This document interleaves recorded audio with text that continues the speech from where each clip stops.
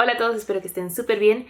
Ya estamos en septiembre y me quiero dedicar todo este mes a autores mexicanos, a leer a puros autores mexicanos porque siento que no apoyo lo suficiente a mi país en cuanto a los autores y en cuanto a su arte en general. Este es el primero que voy a leer, El laberinto de la soledad de Octavio Paz.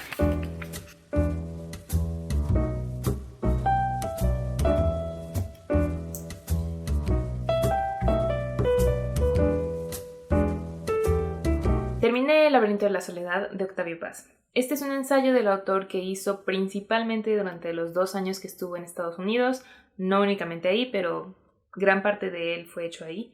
Y menciono eso porque siento que es importante para el contenido que tiene, ya que en él analiza el pasado de México y todos los sucesos más importantes por los que fuimos pasando que nos han ido formando como nación solitaria. También es importante que mencione que este libro fue escrito en 1950. Eso es bastante importante porque siento que ha envejecido mal, ya que aunque la esencia principal de lo que dice sí siento que puede ser aplicada aún, pero no tan pesimistamente como lo hace, todo el libro se siente como un ataque personal y parte de la razón por la que se siente como un ataque es porque al ser tan crítico da justo en el clavo en algunas cosas que no nos atrevemos a ver, a abrir los ojos a ello. Y también durante muchas partes del libro nos compara con Estados Unidos, con los norteamericanos. Se siente como si él, al estar allá, en su soledad, haya podido conocerse a sí mismo y al mismo tiempo conocer a nuestra nación. Y al compararla con otro país y sus ciudadanos, descubrió cosas que supongo que eran difíciles de ver aquí mismo. Básicamente para Octavio Paz, la soledad, el laberinto que menciona en el título de la soledad, es el miedo del mexicano a mostrarse a sí mismo y a conocerse a sí mismo, a permitirse abrirse a mostrar su verdadero ser. Y aunque al final concluye que no solamente es algo nacional, no solamente es de un mexicano, sino es algo que todo ser humano ha vivido. Ahora, en el segundo capítulo de este libro, tiene comentarios totalmente machistas. Y eso me arruinó la forma de ver todo el libro porque siempre tuve en mente la visión que tenía sobre las mujeres y aunque sé que así era nuestro país y a veces sigue siéndolo, se siente como él lo aceptaba completamente, como él estaba muy cómodo en este patriarcado y nunca dio una opinión de lo contrario. Por ejemplo, hay varias partes en las que... Ay, todavía está el separador aquí. Hay varias partes en las que él plantea su escenario ideal, tanto político como social, pero jamás toca el punto de la equidad de género y de cambiar su propia perspectiva o la del resto de los hombres. De hecho, hay unas cuantas frases del libro que me hicieron querer aventarlo al otro lado del cuarto. Creo que el primer momento en el que lo sentí fue cuando menciona: la mujer no solo debe ocultarse, sino que además debe ofrecer cierta impasibilidad sonriente al mundo exterior. La mexicana simplemente no tiene voluntad. Su lenguaje es tan expresivo y agresivo y además, repito, transmite esa comodidad que tenía él en su propia sociedad al respecto. También hay otra parte en la que está hablando de la mujer como un enigma y la forma en la que se refiere a eso es: ¿en qué piensa? ¿Piensa acaso? ¿Siente de veras? ¿Es igual a nosotros? ¿Piensa acaso? ¿Qué cree que somos? La razón por la que la mujer era un enigma es porque el mismo hombre no se daba la molestia de conocer a la mujer, de escucharla siquiera, y entonces por eso mismo éramos el enigma, porque ellos mismos no se atreven a conocernos y a escuchar nuestras opiniones. Entonces, sí, eso me enojó muchísimo y todo el libro terminé leyéndolo con esa pesadez de esas frases, porque su concepto de mujer estaba totalmente determinado por la sociedad machista en la que vivía y vivimos, y lo que más me enoja es que nunca se nota un deseo de cambiarlo. Fuera de eso, sí hubo algunas partes con las que estuve de acuerdo, sí estaba asintiendo en esas partes porque sí toca en esta esencia y atina perfectamente a la raíz de algo de nuestra naturaleza como mexicano. Pero no puedo estar muy cómoda poniéndole más de 3 estrellas a este libro porque no me disfruté, no me sentí bien al leerlo. Bueno, y ahora voy a empezar un libro de una mujer de hace 400 años, quien parecía estar muy adelantada a su época y quien sí podía pensar diferente a pesar de la sociedad en la que vivía, y esa es Sor Juana Inés de la Cruz, y voy a leer Los empeños de una casa, que es su obra más famosa.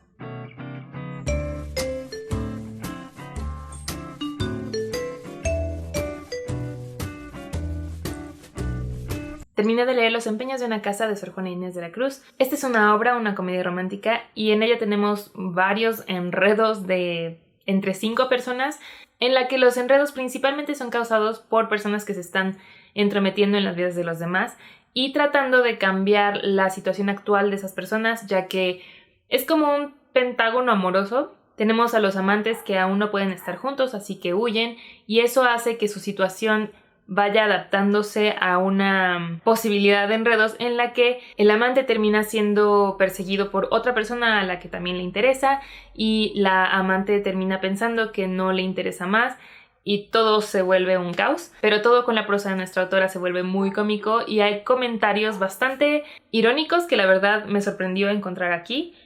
Sin embargo, y esto es más que nada una queja de la edición que yo leí porque lo compré en Kindle por Amazon, son de esas ediciones que cuestan 12 pesos, ya que es un clásico, un libro antiguo, y esos luego los encuentras muy baratos. Pero esta vez la edición estaba pésima. En lugar de signos de exclamación o interrogación, venían paréntesis y terminaba con el signo de interrogación. O venía la letra C antes de algunas palabras sin que tuviera que estar ahí la letra. Y lo que más me molestó fue que, ya que esta es una obra, cada vez que un personaje habla debería de venir su nombre, 2 puntos y luego lo que dice. Muchas veces en esta edición, la mayoría de las veces, estaba en desorden eso, y podía llegar a ver una página en la que solo venían los nombres sin nada al lado y después párrafos de lo que decían pero sin su nombre al lado, como que se desordenó el orden del nombre. Entonces a veces no tenía idea de quién estaba diciendo qué, y siendo que la obra es muy enredosa, sobre todo tomando ese elemento de confundir a personas, a mí me confundió el doble porque no tenía idea de quién estaba hablando. Así que terminé buscando una interpretación de la obra para poder mejor captarla como puesta en escena y así entender mejor qué fue lo que pasó. Lástima de la edición que leí, pero me alegra haberlo leído antes de tratar de verlo puesto en escena porque es un español antiguo, es un español del siglo XVII al cual no estoy acostumbrada y es difícil de entender al principio, pero ya que lo sigues te adaptas. Y al final le di 3.7 estrellas, pero siento que es más que nada por mi confusión inicial de leerlo, así que lo voy a redondear a 4 estrellas. Y ahora siento que tengo que leer algo más contemporáneo, así que voy a leer El Apocalipsis de Juan Villoro.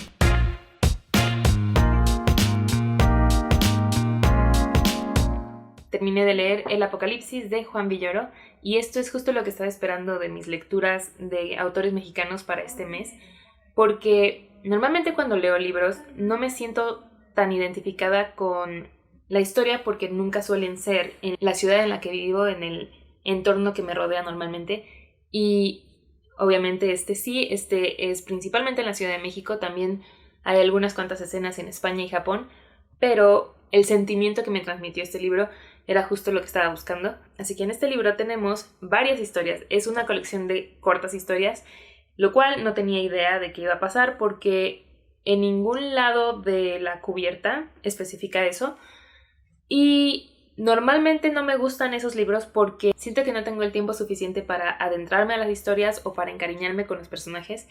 Esta vez sí logro hacerlo y creo que la principal razón es porque es aquí, es donde yo vivo y ya no necesito ese contexto ambiental porque ya lo vivo normalmente. Entonces es más fácil ubicarme en el papel de los personajes. La mayoría de los cuentos sigue a hombres de mediana edad, que es más o menos la edad que tiene el mismo autor, y habla de familiares, amigos, enemigos, amantes, matrimonios, de situaciones que han marcado las vidas de los personajes y en cómo ven sus recuerdos. Y al tener algunas historias que viajan a España y a Japón, también tenemos esta comparativa de países en la que desde lejos se puede apreciar lo bueno y lo malo del lugar en el que naciste, en el que te criaste. Y eso también siento que me recordó un poco a 100 años. El laberinto de la soledad, que acabo de leer y que me sirvió como un preludio a este libro de cierta forma, porque se siente también la influencia de ese autor en este autor, pero de una manera más contemporánea. Y algo que me sorprendió y me encantó de este libro es que una de las historias, la narradora es una niña de 12 años, súper diferente al resto de los narradores, y en su historia tiene su primera menstruación, que es algo que es totalmente tabú para los hombres y para la sociedad en general, pero me encanta que se toque el tema y además no solo eso, sino que no se trata sobre eso la historia, solamente pasa porque es algo que pasa cada mes y siento que con eso me ganó, más que nada porque se atrevió a tocar el tema sin hacerlo gran cosa. Al final es muy difícil para mí darle un 5 estrellas cerrado a un libro de cortas historias porque no siempre todas las historias me encantan, pero le voy a dar 4.7 estrellas porque hizo lo que estaba buscando, que era encariñarme con autores de mi país y con su forma de escribir e identificarme con eso. Y ahora voy a leer otro libro contemporáneo, pero este es de una autora, Fernanda Melchor, y ese libro es Temporada de huracanes.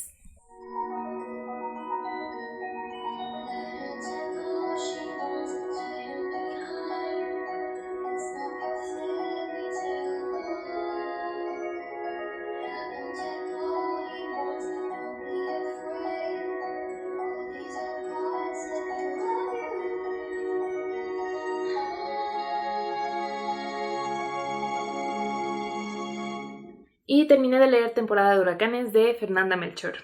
Este libro fue uno de los más difíciles por leer y no en cuanto a su prosa, porque la forma en la que está escrito fluye súper bien, ya que está escrito tan coloquialmente y como si estuvieras escuchando el chisme de varias personas, que te va llevando sin poderte soltar. Cada capítulo es una perspectiva diferente y todos son solamente de un párrafo, no hay puntos aparte, solamente hay muchísimas comas y por ahí algún que otro punto y seguido. La trama de la historia se lleva a cabo en el pueblo de La Matosa, en México, donde tenemos a una mujer a la que le llaman la bruja, que es hija de la bruja vieja, digamos, quien después de morir le pasó su oficio a su hija. Y es una persona que siempre está vestida de negro, tiene siempre un velo negro encima, entonces visualmente causa terror, pero al mismo tiempo respeto, ya que varias personas acuden a ella para solucionar problemas de sus vidas diarias. Pero es asesinada, así que a lo largo de todo el libro vamos a ver las perspectivas de las personas que estuvieron involucradas en su muerte y también de las personas que lo atestiguaron, y de este modo vamos a ir viendo qué fue lo que llevó al asesinato y también te va a ir haciendo crear hipótesis de qué fue lo que pasó e irlas cambiando después de cada perspectiva, porque siempre hay un punto de vista que cambia lo que puedas creer que está pasando. Y como les decía, el lenguaje es lo que más destaca del libro, es lo que más impacta porque la forma en la que los personajes hablan es muy verídica y se siente como si realmente estuvieras escuchándolos hablar de este suceso que les causó tanto impacto y cómo no pueden parar de hablar de ello y te lo escupen en la cara con vulgaridades, con las palabras más coloquiales que existen. Es como si le dieras clic derecho a una palabra en Word y te diera las opciones más usadas, pero a la vez que no son fáciles de encontrar en un diccionario, porque muchísimas palabras son mexicanismos, slangs, digamos, que no tengo idea de cómo hayan traducido a otros idiomas, supongo que usando mismos slangs de esos países, pero ese lenguaje es lo que te hace creer que esta historia es real, y no solo el lenguaje, sino el suceso, porque todo es tan creíble en un país en el que hay tanta violencia hacia las mujeres, tanta homofobia y feminicidios, que es bastante duro de leer. Así que a mí me causó un impacto bastante doloroso. Es grotesco, es vulgar, es verídico en cierta forma, no sé si esté basado en un suceso real, pero creo que la autora se basó en varios sucesos que ella ha leído y de cierta forma experimentado en este país. Tiene violaciones, tiene pedofilia, tiene muchísimas brutalidades. Es un libro difícil de leer, pero está hecho de una forma brillante. Siento que nunca había leído un libro así. Hasta ahorita que estoy hablando de él estoy notando cuánto me afectó. Y sé que nunca lo voy a volver a leer, no puedo volver a leer ese libro, pero es realmente espeluznante y realista. Este mes muchos están buscando lecturas de ese tipo y puedo asegurarles que los va a sacar de su zona de confort. Tiene muchísimas groserías, el lenguaje y la historia es bastante brusca. Si están dispuestos a adentrarse a algo así y salir de esa zona de confort, háganlo. Es una experiencia diferente, pero no es para todos. Me cuesta trabajo calificarlo porque yo no me la pasé bien leyéndolo. La verdad, tenía que tomar muchísimas pausas porque me estaba costando trabajo. Si tengo que tomar eso en consideración, le daría un 4 estrellas, pero objetivamente es totalmente un 5 estrellas. Así que tiene esas dos calificaciones. Subjetivamente es 4 estrellas, objetivamente es 5 estrellas. Y bueno, esos fueron todos los libros que pude leer este mes. No he podido leer tantos libros físicamente por situaciones personales. Normalmente lo complementaría con audiolibros, pero no encontré ningún audiolibro de autores mexicanos en español, en Scribd, que quisiera leer. Casi todos los que me salían eran opciones en inglés, pero la verdad no voy a escuchar un libro escrito originalmente en español, traducido al inglés. Si ustedes escuchan audiolibros en español, díganme dónde lo hacen, sobre todo si sí tiene autores mexicanos o autores que escriban en español originalmente. Gracias por ver este video, espero que lo hayan disfrutado y nos vemos en el próximo. Bye.